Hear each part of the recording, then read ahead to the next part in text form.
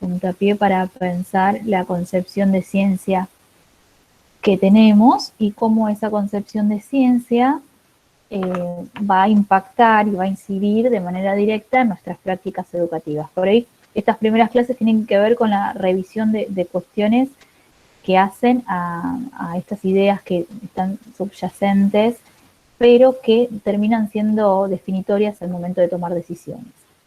Entonces, les pido que me comenten, que piensen ahora un poquito en cuál es la imagen de científico que circula en los medios, en películas, en series animadas, en dibujitos,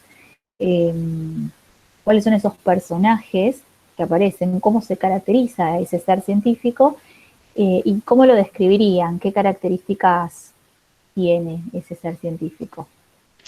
Profe, ahí yo tengo una duda porque la verdad es que yo no entendí muy bien a qué se refería, por eso yo no mandé la imagen. O sea que si ahora las chicas dicen, usted me puede explicar, yo después lo subo porque no me quedó claro. Por Bien, eso no lo había hecho. bueno, es justo, sí, de hecho leí algunas intervenciones donde comentaban la actividad científica, que muy bien, a mí eso no se me había ocurrido pensar hoy día con el tema de la pandemia, vemos un desfile de personalidades de la ciencia en los medios, divulgando y demás.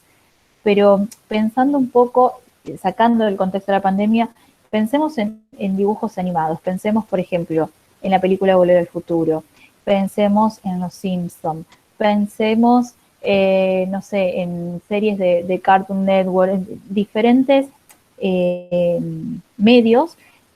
¿Cuál es la imagen? Porque de hecho hay un patrón que se repite en todas ellas. Hola, profe. Hola, Carla. Yo lo escribí, pero no lo mandé. Ah, bueno, ¿querés contarnos ahora? Porque lo vamos a usar Sí, ahora. lo tengo acá escrito, le había puesto. Cuando leí la actividad, lo primero que se me vino a la cabeza es la propaganda de Mr. Músculo, un científico que crea en un laboratorio fórmulas para desengrasar. O ese dibujito animado que miramos de chica que se llamaba el laboratorio de Dexter, un niño genio que hacía experimentos en su laboratorio. Ambos usaban delantal blanco. Bien. Dexter es otro de los clásicos. La propaganda de Mr. Músculo, sí, porque de hecho, no solo en series, dibujos, sino también en la venta de productos hay una imagen predominante. Eh, Vayamos a las chicas superpoderosas, ¿sí? Sí. El personaje del científico, otra vez. Delantal Hombre blanco. y delantal blanco. Pensemos en, ay, ¿cómo se llama? En Lo que esta yo había serie. Sí, a también ver. es que no venden al científico como en un laboratorio. Claro, como que Sí, están siempre solos, con los tubos de sí, ensayos y como que es su Sí. mundo y como que nada que ver con la sociedad, digamos, con el bien, resto. Los bien, tienen encerrados Caro. ahí. Exacto. Yo les voy a presentar ahora, voy a tomar los ejemplos que ahora voy a presentarles, justamente que voy a compartir, eh, surgieron en otra comisión, pero de seguro también surgirían acá también. Miren estos ejemplos. Estos son los ejemplos que aparecieron en la otra comisión. El profesor Neurus, el papá de las chicas superpoderosas, este personaje de los Simpsons, el doctor Brown de Volver al Futuro, este personaje de la película de los Minions, ¿sí? No sé el nombre, Dexter, todos con un patrón. Y bueno, y la única excepción fue Princesa Chicle. Desconocía la existencia de Princesa Chicle, tuve que googlear quién era, pero digo, hay un patrón que se repite como ustedes mencionaron, ¿sí? Como mencionó recién Caro y Ailén, ¿no? Y fue el que mencionó. Bueno, espero recordar de a poco los nombres. Hombre, solo o solitario, de bata, blanca, un poco alocado, un poco con ideas de querer cambiar el mundo, transformar y con tubitos de ensayo y en un laboratorio.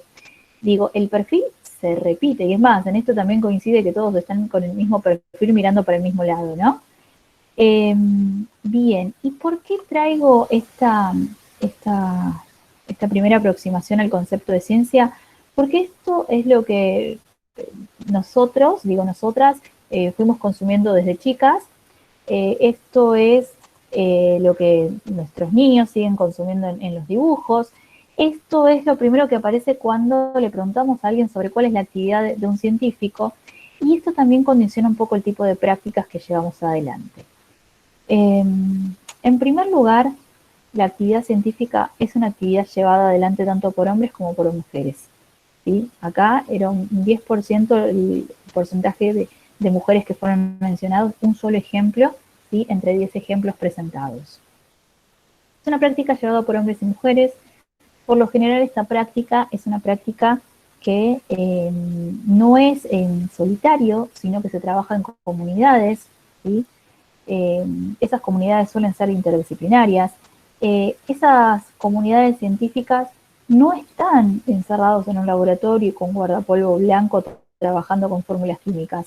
Tenemos científicos trabajando en las universidades, tenemos científicos trabajando en el campo, tenemos científicos trabajando en reservas, tenemos científicos trabajando en la divulgación, y si quieren estar súper informadas en este contexto, hay una cuenta de Instagram que hasta hace un tiempo se llamaba Science and Art, y que tienen explicaciones, creo que ahora cambió el nombre, no me acuerdo el nombre, voy a buscarlo, que tienen explicaciones súper sencillas y claras de lo que ocurre, no solo, por ejemplo, con el caso del coronavirus, sino también explicaciones como toda esta movida que hubo con esta nena llamada Emita y el medicamento más caro del mundo, y todas estas cuestiones.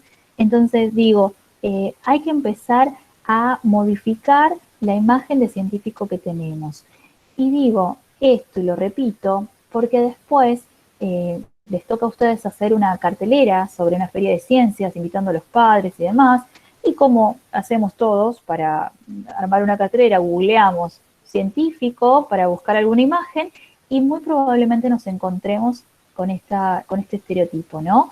Del hombre solitario, alocado, que trabaja solo y en un laboratorio. Y la verdad es que lo que queremos es incentivar a que nuestros niños se acerquen a lo que es la actividad científica.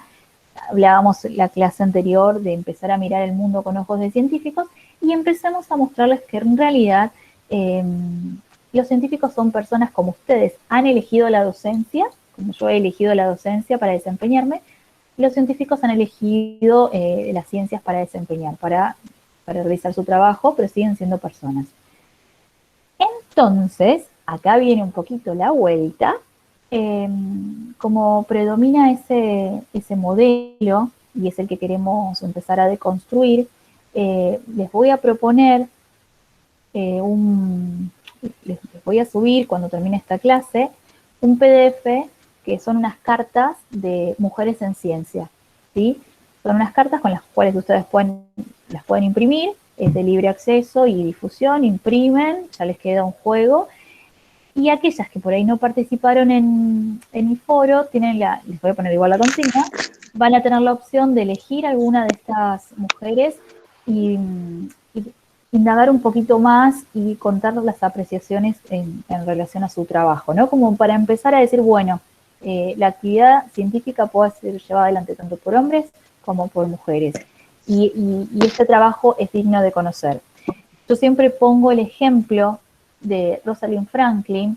A ver, si yo les pido a ustedes que piensen en la molécula de ADN, todas se representan en la escalera, así, el caracol, la famosa molécula de ADN. Bueno, ese modelo revolucionó las ciencias porque se sabía cuál era el material de la herencia, pero no se sabía de qué modo se transmitía la información de un ser vivo a otro y cómo se conservaba la información.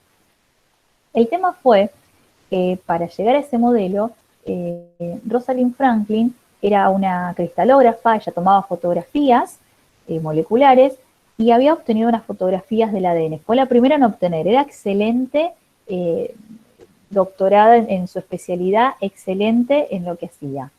Su compañero de trabajo roba estas fotografías y se las muestra a otros dos investigadores porque toda la comunidad científica estaba en búsqueda de ese modelo de ADN. Watson y Crick, que son quienes presentan la famosa molécula de ADN, hacen la presentación, se llevan todos los laureles, se ganan el premio Nobel y no mencionan que se inspiraron y tomaron las fotografías de Rosalind Franklin. Lo hacen cuando ella ya está muerta.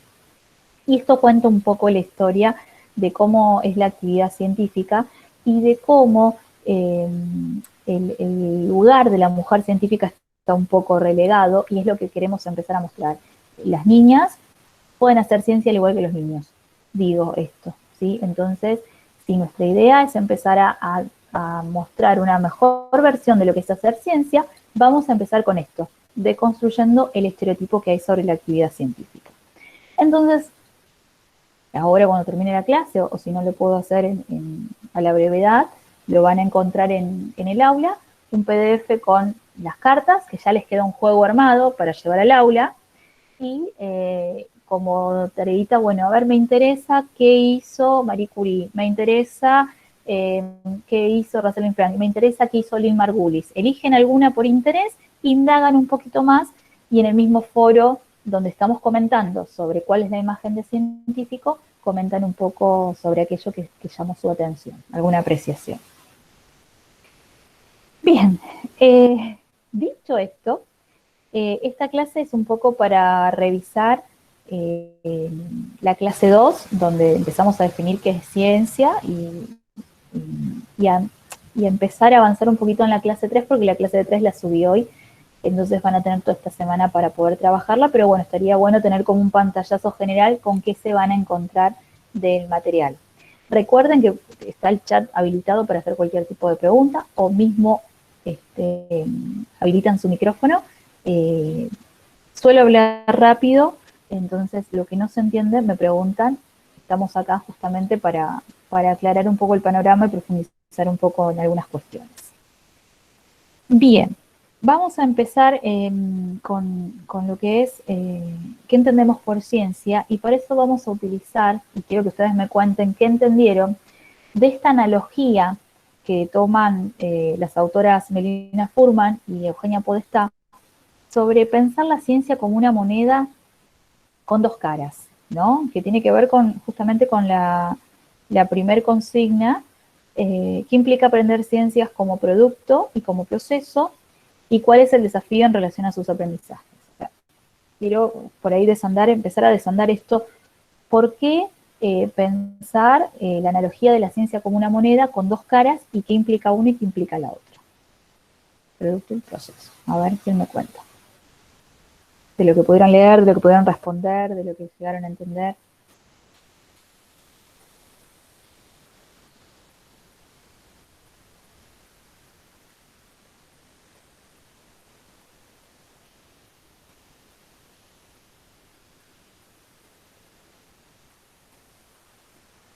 Como que estaría hablando del producto, habla de producto y de proceso.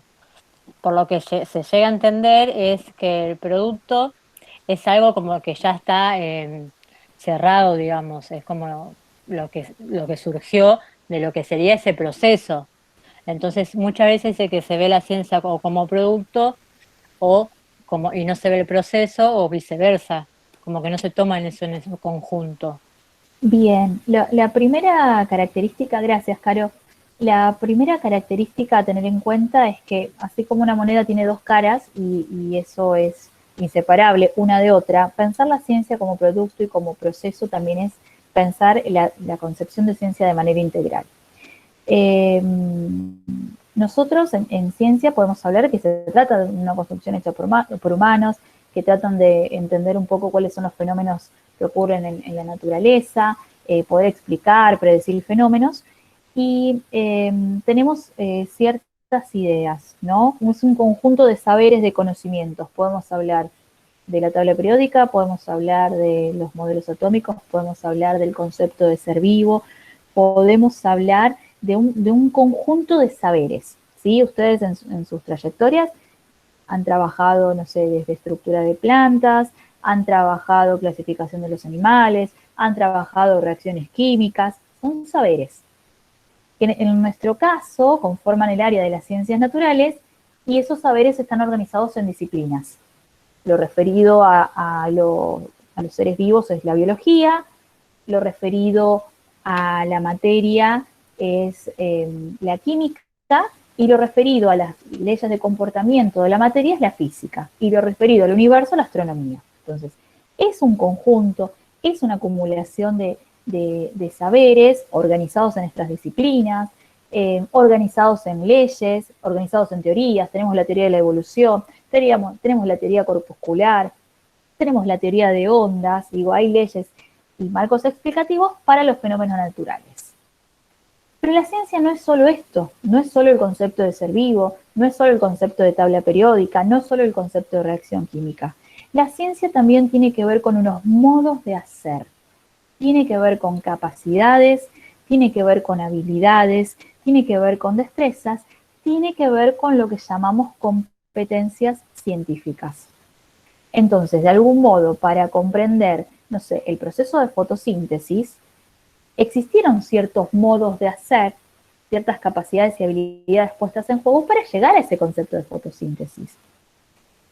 El tema está en que en nuestra escolarización, en nuestra biografía escolar, muchas veces la enseñanza de la ciencia solo quedó cernida a la ciencia como una de estas dos caras, que es la cara de producto, ¿sí? Y pocas veces hemos aprendido acerca de los modos de hacer. Modos de hacer o capacidades o competencias científicas, estoy hablando de la observación, estoy hablando de la exploración, estoy hablando de la experimentación, del registro, de la comunicación, ¿sí? Entonces, hoy día, cuando ustedes vayan a pensar sus propuestas de enseñanza, tienen que pensar que no solo van a abordar la ciencia como un producto, sino que también la van a abordar como proceso. Y me voy a referir al video que vimos en el primer encuentro sincrónico, en donde los chicos estaban aprendiendo sobre la clasificación de los sonidos, ¿sí? Sonidos agudos y sonidos graves. Eso es ciencia como producto. Bien. Pero también los chicos aprendían a observar, a predecir si agrego más agua o menor cantidad de agua, el sonido va a ser más agudo o va a ser más grave. Exploraban. Entonces ahí tenemos el ejemplo de la ciencia como proceso.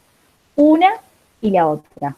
Esa docente, en ese ejemplo, podría haber enseñado, existen sonidos agudos, existen sonidos graves, y daba ejemplos. Y se quedaba ahí, pero ahí solo estaba trabajando con una de las dos caras de la moneda.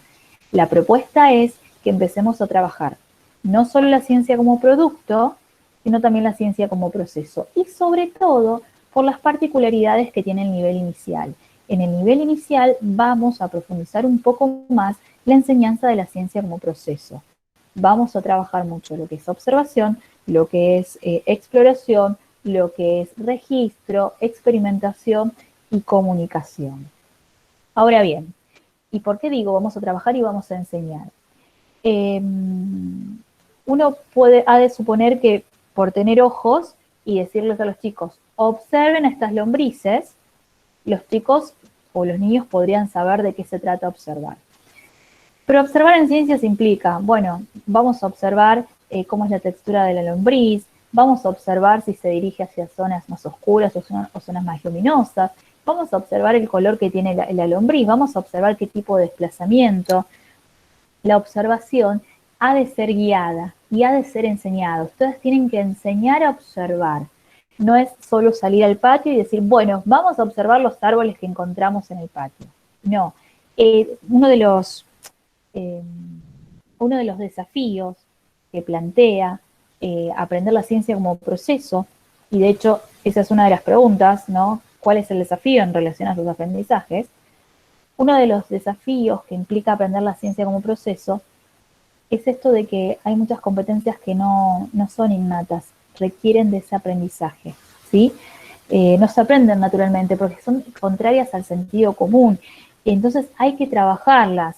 Obviamente, vamos a ir trabajando de manera gradual, desde las más sencillas a las más complejas, pero es necesario enseñar a observar, es necesario enseñar a explorar, es necesario enseñar a compartir ese conocimiento. Vuelvo al ejemplo de la semana anterior, que finalizan con una ronda y la señora les pregunta ¿qué aprendimos? Y hay un registro. ¿Qué le contarías a esta compañera que faltó sobre lo que aprendiste? Eso es enseñar ciencias, porque tiene que ver con la comunicación, tiene que ver con el registro de lo aprendido. Esto en cuanto a los desafíos que implica aprender ciencias como proceso, ¿sí? Estos modos de hacer. Ahora bien, aprender ciencias como producto también tiene desafíos. A ver si alguna pudo leer sobre cuál es el desafío de aprender estos saberes, de aprender este conjunto de conocimientos, de cómo funciona el mundo.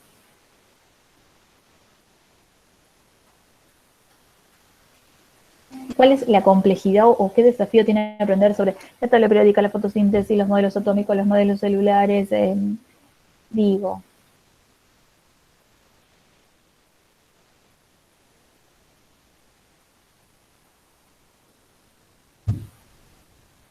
distintas leyes, teorías, marcos explicativos.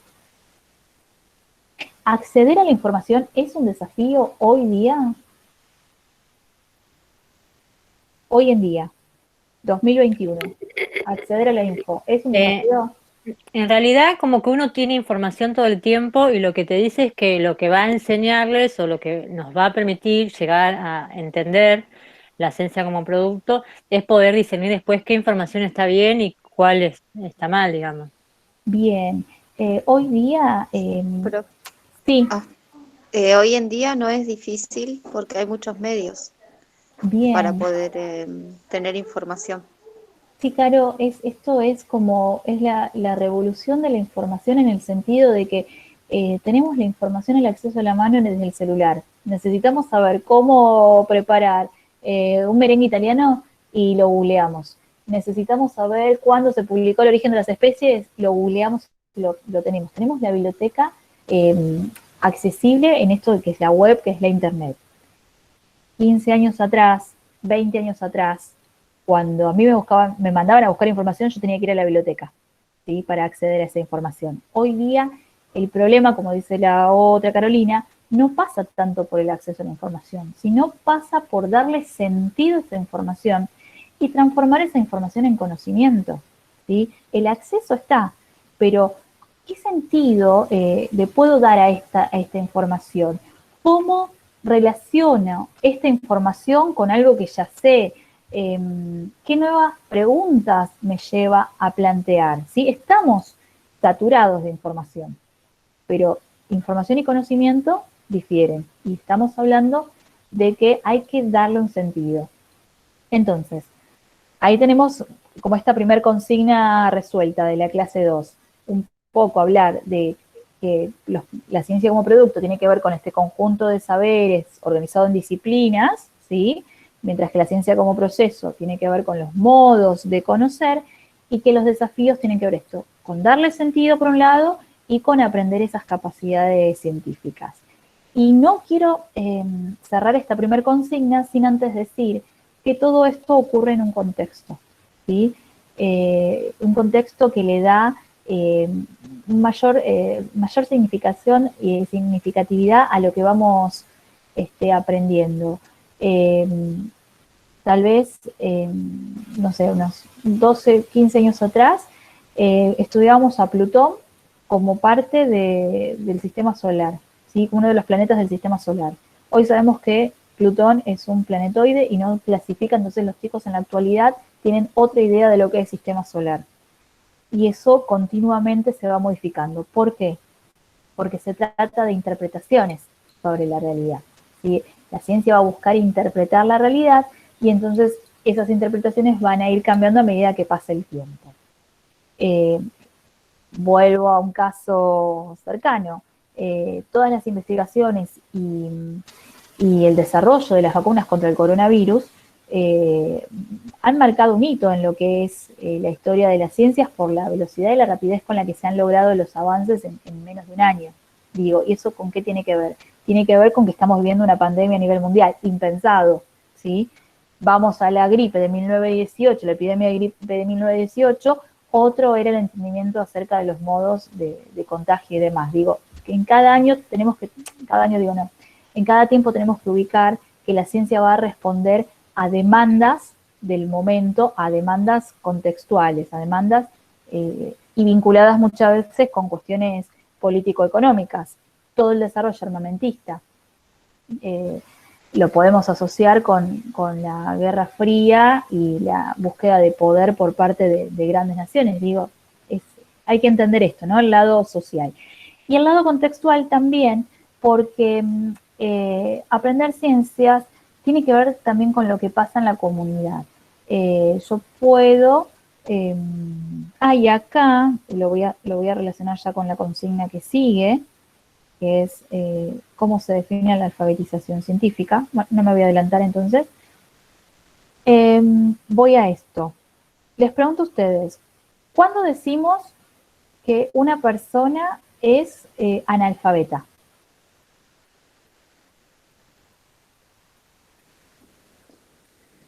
Cuando no saben ni leer ni escribir. Bien, bien, Carla, bien, Suárez. Bien, cuando no sabe leer y no sabe escribir decimos que es analfabeta. Alfabeta, por ende, es cuando sabe leer y sabe escribir y sabe generar sus producciones. Esta idea de la alfabetización se lleva también al ámbito de la ciencia y vamos a hablar de la alfabetización científica. Hoy, en el mundo que nos toca vivir, es meta de enseñanza de las ciencias, es una meta alcanzar que todos los ciudadanos estén alfabetizados científicamente, ¿sí? ¿Esto qué significa?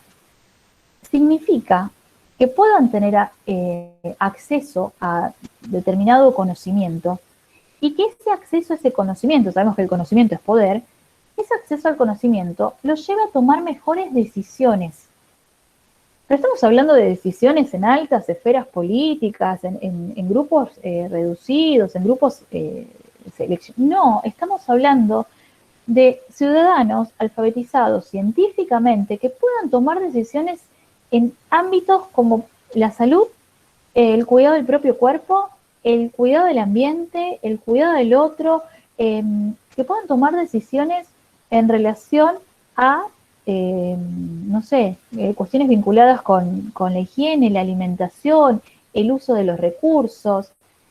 Y esta alfabetización, y acá quiero disentir un poco con lo que plantean las autoras, Melina Furman y Eugenia Podestá. Ellas mencionan que la alfabetización científica culmina en la escuela secundaria, ¿no? Se afianza y culmina en la escuela secundaria. La alfabetización científica no termina y no deja de completarse a lo largo de toda la vida, ¿sí? Todo el tiempo estamos aprendiendo algo en relación a cuestiones vinculadas a la ciencia y la tecnología. Lo llevo otra vez a un ejemplo actual. El año pasado a esta altura, cuando traíamos productos de compras de fuera y estábamos en plena pandemia, sanitizábamos todo, lavábamos todo 3 veces, 4 veces, nos desvestíamos en la entrada de la puerta. Recuerden sus hábitos de acá un año atrás. El acceso al conocimiento permitió reconocer que en caso del coronavirus, este virus, no es un ser vivo, es un material inerte, no queda en los materiales, sino que su vía de transmisión es por aerosoles. Entonces ya dejamos de hacerlo, hemos aprendido, y eso implica estar alfabetizados científicamente, tener acceso a la información y tomar decisiones. Y esta alfabetización científica empieza desde niños. Muy distinto es que los niños se laven las manos antes de comer, porque la familia se lo pide, porque la señora en el jardín incorpora ese hábito, o porque otra persona se lo está diciendo, a que cada niño reconozca que debe lavarse las manos porque vivimos en un mundo lleno de bacterias y algunas de esas bacterias puedan resultar perjudiciales. Ese niño está alfabetizado científicamente, ¿sí? Y hay una experiencia súper sencilla para trabajar, después la pueden buscar en el nivel inicial. Se trabaja con cápsulas y con gelatina, hacen que los chicos pasen sus manos por diferentes materiales y apoyen sobre la gelatina, y eso se deja cultivando. Cultivando significa se deja reposar a una temperatura, hacen lo mismo en otro recipiente con gelatina o con agar-agar y con las manos limpias. Y van a poder comparar los chicos y van a poder notar que en la placa en donde estuvieron tocando materiales sin lavarse las manos, van a encontrar hongos, van a encontrar bacterias, van a encontrar manchas, y en la otra no. ¿Sí? Y vean qué sencillo, de qué manera sencilla estamos alfabetizando científicamente. Entonces, con respecto a este punto, es casi un imperativo, es casi una necesidad que todos accedamos a estos conocimientos mínimos que nos permitan tomar mejores decisiones. ¿Sí? Y esas decisiones hay que empezar a tomarlas desde pequeños. Ni que hablar de las ESI, ni que hablar de cuestiones vinculadas al medio ambiente. Sabemos que muchos chicos comienzan a respetar y cuidan un poco más los espacios verdes en el jardín cuando reconocen que son seres vivos, ¿sí? Pues sabemos que muchas veces los chicos no identifican que una planta es un ser vivo y empiezan a respetarlo cuando sí lo es. Mismo con insectos, ¿sí? Pasan como bichos y los matan.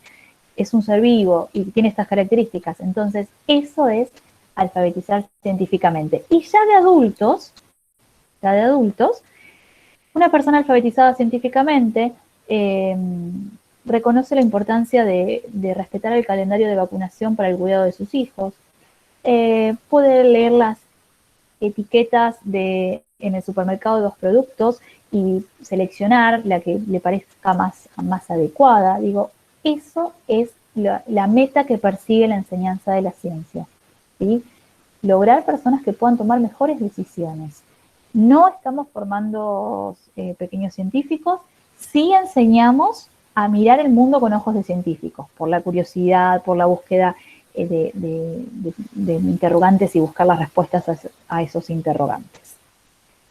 ¿Estamos con esto? ¿Sí? Esto tiene que quedar muy en claro porque de acá van a ser el tipo de propuestas que voy a generar. Y acá quería engancharlo con la ciencia en contexto.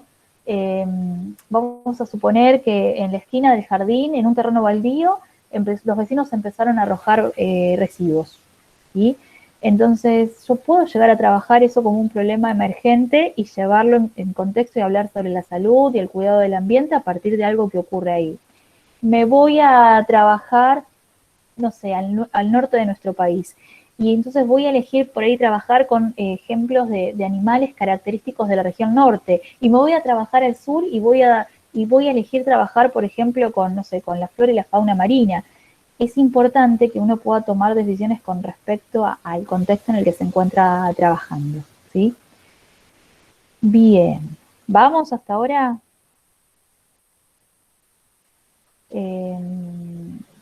Estaríamos en la consigna 2 de cómo se define alfabetización científica. Hicimos primero esta comparación con la alfabetización lectoescritora y la importancia de que todos los ciudadanos estén alfabetizados científicamente. Y la consigna 3, para esta clase 2, era realizar una comparación entre la visión clásica y la visión actual de ciencia. Esto es importante, ¿no? Porque así como vimos en estas representaciones, en estos estereotipos del ser científico, ese estereotipo es de la visión clásica. La visión clásica que considera que los científicos descubren la realidad, que son actos de genios, que esa realidad que se descubre es absoluta, es verdadera, es objetiva y va a llevar al progreso de las sociedades. Esta visión, llamada visión clásica de la ciencia, tuvo su predominio hasta entrada de la década del 60, y el 60 se profundizó en la década del 70, cuando se empieza a reconocer el impacto negativo de la actividad científica.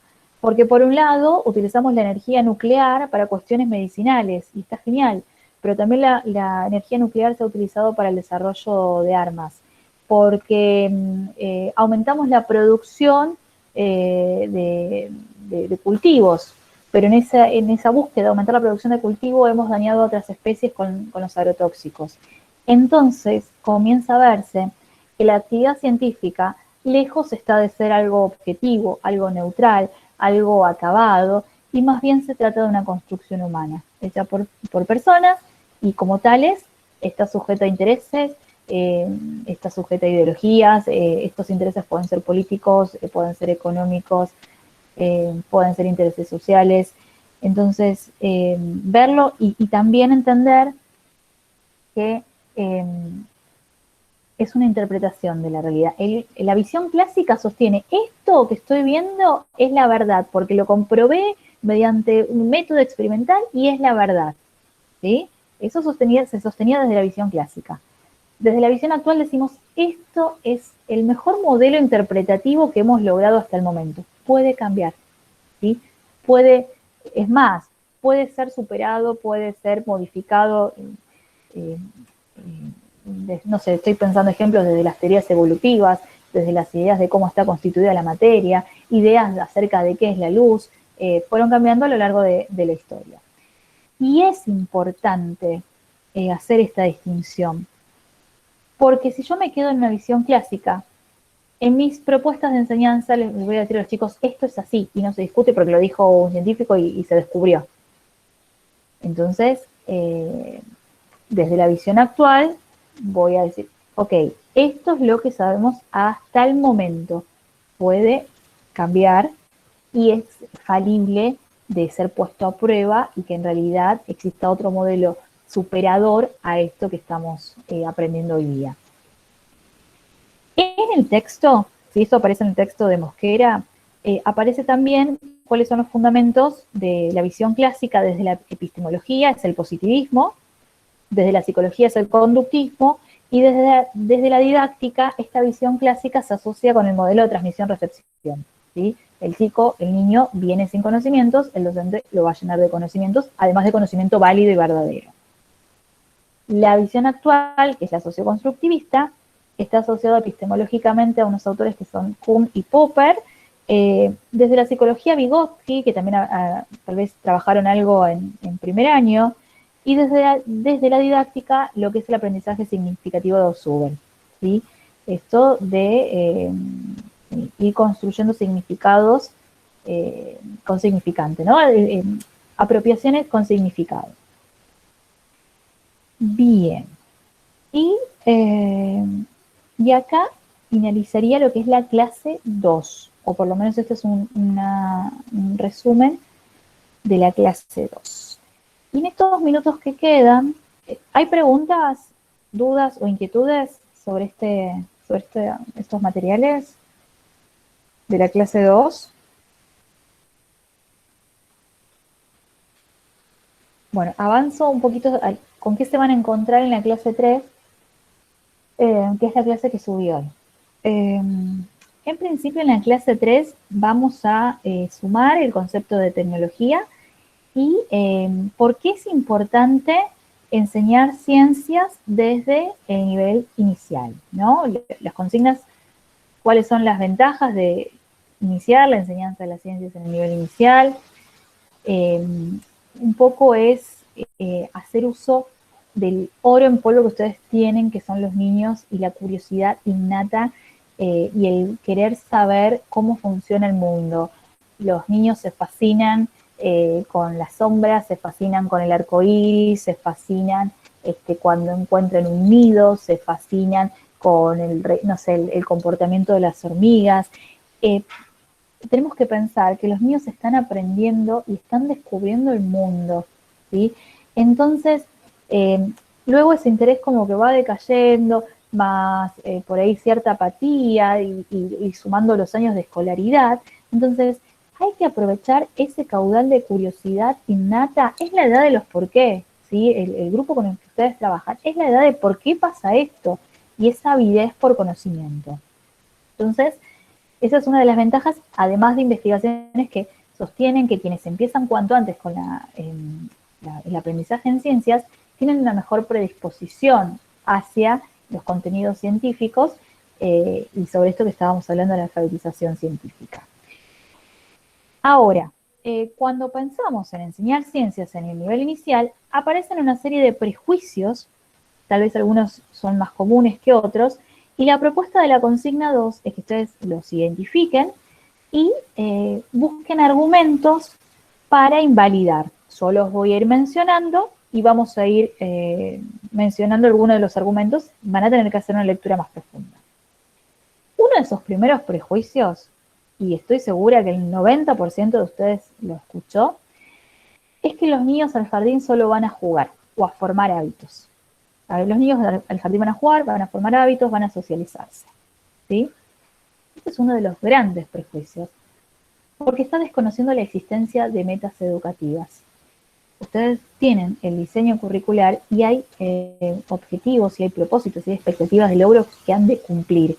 Entonces, pensar que los niños solo van a jugar, a socializarse, a formar hábitos, es tener una mirada reduccionista. Los niños al jardín van a aprender, ¿sí? Los niños van a aprender. En el caso del área de ambiente natural y social, van a aprender a ampliar y enriquecer la mirada que ya tienen, que ya traen de su entorno, ¿sí? Entonces, insisto, no va a haber un aprendizaje de grandes conceptos científicos, no vamos a tener niños explicando el proceso de fotosíntesis, pero sí vamos a tener niños reconociendo que esa planta es un ser vivo y como tal merece cuidado y merece respeto y tiene ciertos requerimientos. ¿Bien? Otro de los prejuicios tiene que ver con que los contenidos científicos tienen un alto nivel de complejidad, entonces no pueden ser trabajados por los niños en el nivel inicial. Y acá, quien sostenga este prejuicio no está entendiendo que no van a aprender grandes teorías y conceptos abstractos. Sí, van a trabajar sobre sonidos graves y agudos, pero sobre todo vamos a trabajar la ciencia como proceso, a explorar y a reconocer que existen diferentes tipos de sonidos, ¿sí? Entonces, insisto de vuelta, la idea es trabajar la enseñanza y el aprendizaje de las ciencias considerando cuáles son las características del nivel. Eso no quita que se dejen de ver la ciencia como producto y la ciencia como proceso. Un tercer prejuicio tiene que ver con que los niños no saben nada o poseen conocimientos simples o escasos. Y acá ya tenemos a niños que tienen acceso a mucha información desde muy pequeños, ya sea accesos a dispositivos electrónicos, ya sea el reconocimiento desde videos en YouTube sobre los distintos tipos de animales, los sonidos, que era algo que nosotros como generación no teníamos. Estos niños sí. Entonces, esta afirmación desvaloriza un poco lo que son las potencialidades de los niños y deja de reconocer que los niños saben y saben mucho y lo que tenemos que hacer es ampliar ese conocimiento. Un cuarto prejuicio sostiene que para iniciar el aprendizaje de las ciencias es necesario saber leer y escribir. Hay otros tipos de registros. Los niños pueden hacer dibujos, pueden tomar fotografías, pueden intentar realizar registros iconográficos. Digo, hay otras formas de registrar el trabajo realizado. Entonces no es un imperativo tener que saber leer y escribir para aprender ciencias. Y con este me quedo porque habla de ustedes, ¿sí? Y acá es cuando tienen que salir a defender con uñas y dientes su profesión. Hay un prejuicio que cuanto más baja es la edad del niño en formación, menos exigente es la necesidad de formación de los docentes, ¿sí? Y yo diría acá es todo lo contrario. Habrán sido en algún momento, ojalá que cada vez menos, víctimas de prejuicios como, bueno, estás estudiando para el nivel inicial, con que aprendas a hacer manualidades y jugar y cantar ya está, es suficiente. No. La formación de las maestras de nivel inicial es de la formación más exigentes, ¿sí? ¿Por qué? Porque no solo tienen que conocer lo disciplinar de todas las áreas, sino que también tienen que conocer las adecuaciones y realizar la transposición didáctica según las características psicológicas y cognitivas que tienen los niños. Y además estar con 30 niños en una sala que yo realmente las admiro. Yo que trabajo con adolescentes y adultos, las admiro. Entonces, esto es lo que van a hacer en la consigna número 2, así como fui mencionando. Van nombrando cuáles son los prejuicios en relación al aprendizaje de las ciencias y de qué manera invalidar cada uno de ellos. La consigna 3 tiene que ver con los propósitos. Eso está muy clarito en el texto de Mosquera, lo tienen como un punteo. No necesito que copien todo eso, todo lo que figura, ¿no? es toda una hoja, aparece como propósitos de la enseñanza en el nivel inicial, sino que puedan comprender qué significa cada uno. ¿Qué implica invitar a los niños a mirar el mundo con otros ojos? ¿Qué implica ampliar sus horizontes culturales? ¿Qué implica propiciar el intercambio de puntos de vista? ¿Qué implica promover actitudes relacionadas con el cuidado y la protección del propio cuerpo? Cuando hablamos de propósitos, recordemos que tienen que ver con metas que propone la docente. O sea, la docente es la que va a invitar a mirar el mundo con otros ojos. La docente es la que va a permitir la ampliación de los horizontes culturales. Es la que va a promover las actitudes de cuidado y protección. Es la que va a introducir a los niños en el valor funcional de la ciencia. Entonces, de algún modo que ustedes puedan reconocer cada uno de estos propósitos y comprender de qué va. Y la consigna 4 de esta tercer clase es del nuevo material que subí, que es una parte del capítulo de D'Amico, donde están los fundamentos pedagógicos, políticos y culturales para incluir la ciencia desde edad temprana. Mi sugerencia es que puedan, así como en el texto de Mosquera está organizado en ítems, que ustedes también puedan identificar y formularse una serie de ítems para cada uno de estos fundamentos. ¿Tienen que subir estas respuestas a algún lugar? No. Todas estas son guías de lectura y trabajo que ustedes van a ir resolviendo en sus carpetas, en sus cuadernos, que es material con el que después van a preparar sus exámenes y demás. ¿Qué es lo que tengo que hacer para esta tercera clase, para la clase de hoy? Van a encontrar un cuestionario de Google Form de verdadero o falso, donde hay 5 afirmaciones en relación a lo que leyeron, en relación al contenido de esta clase. Solo van a indicar verdadero o falso, y como es un cuestionario con autocorrección, al finalizar les va a decir cuáles acertaron y cuáles no, ¿sí? ¿Tiene carácter de calificación ese cuestionario? No, es más bien de autoevaluación de los propios aprendizajes. Si de las 5 afirmaciones, 4 contesté de un modo y eran otro, ¿qué voy a hacer para revisar esto? Bueno, volveré a leer, volveré a revisar las consignas, le escribiré a la profe preguntando por qué, a ver si me puedo ayudar. ¿Sí? Es más de autoevaluación de los propios procesos de aprendizaje, ¿sí? Ese formulario le di una duración de 2 semanas, o sea, tienen 15 días para poder responder, como para tratar de ir llevando el ritmo de la clase. Bien, me quedé sin aire, tratando de presentar estas 2 clases en una. Quiero que este espacio ahora sea de preguntas, dudas, inquietudes sobre lo charlado, sobre lo subido como material, lo que sea, lo que ustedes necesitan preguntar, consultar, sumar, lo que necesiten. Yo les hago una pregunta a mis compañeras y a usted, profe, porque capaz que lo imprimí mal yo. Pero el texto de Mosquera, donde dice el punto 4, los propósitos, yo tengo hasta la página 31. No sé si sigue mucho más o no, se subió hasta ahí. ¿Sabes qué? Esa está Gracias. ahí. No, ¿sabes qué es, Caro? Me faltó Oye. digitalizar una hoja. No. Les termino la oración. Iniciar la construcción de esquemas conceptuales cada vez más complejos que les permiten organizar y comprender mejor los elementos y fenómenos del entorno. Me faltó esa oración. Elementos y fenómenos del entorno. Ahí está, ya recuerdo por qué no digitalicé esta hoja, porque era solo esa oración. Perfecto, profe. Gracias por sumarlo, porque faltaba para terminar de comprender. Buenísimo, gracias.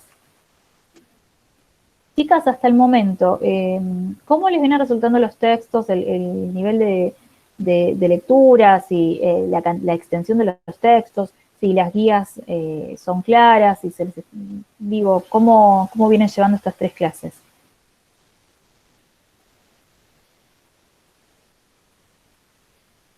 A mí en particular, profe, me va bien, o sea, entiendo, comprendo y no se me hace difícil por el momento. Bueno, gracias, Maylen. Recuerden que si, por ejemplo, ustedes están con la lectura de un material y hay algo que no se entiende, lo copian, me lo mandan, lo preguntan, lo suben al aula y vamos tratando de sumar desde ese lugar, ¿no? La sincronicidad tiene esto de que yo les pueda responder en el transcurso de la semana alguna cuestión que no se comprenda, pero no se queden con dudas o con consultas. Mismo traten de ir haciendo un seguimiento. La densidad de textos va a ser más o menos esto, ¿sí? Por semana. Un PDF, 2 PDFs, la mitad de un capítulo, retomamos a la otra semana. Esta va a ser más o menos la densidad de textos y el tipo de trabajo, ¿no? O una participación en el foro, o un cuestionario, o así, de ese modo, vamos a ir trabajando. El resto, muchachas, ¿qué me dicen? ¿Vamos bien? Sí. Por ejemplo, para esta clase no había leído lo de las ciencias naturales como producto y como proceso, pero porque me costó organizarme con las demás materias. Pero en general me resulta todo muy claro, me resulta muy interesante también, así que nada, eso. Bueno, bien. Mi sugerencia, chicas, miren, yo les cuento, yo hice tengo varias carreras y una de las carreras que hice, la licenciatura lo hice de manera virtual. Yo me organizaba al principio cuando encontraba los espacios. Decía, bueno, cuando tengo un ratito me voy a sentar con tal materia. Ese ratito nunca existía. Entonces, después de un tiempo, lo que hice fue, este día, en esta media hora, me voy a dedicar, aunque sea a leer 3 hojas. Entonces, traten ustedes, como nosotros tenemos encuentro cada 15 días, el día que no está el encuentro sincrónico, como si fuese este encuentro, como si fuese esta reunión, se dedican una horita, ¿sí? En cualquier momento del día, pero tratan de encontrar esos espacios, al menos para avanzar con las lecturas, consultar dudas y demás. Pero esto de intentar hacerlo cuando encuentran el hueco, siempre aparece otra cuestión que resolver. Siempre aparece, o cuestiones de la casa, cuestiones de los hijos, o cuestiones del trabajo, y una va perdiendo esos espacios. Entonces, en la organización sugiero también, es muy práctico, organizarse por semanas, se arman lindos almanaques, van pintando con colores, van marcando cómo van llevando las clases y las lecturas y demás. Son sugerencias, ¿no? Toman o dejan y cada una va a encontrar los tiempos y los momentos y los modos. Bien, esta clase que grabé voy a intentar subirla a YouTube, ¿sí?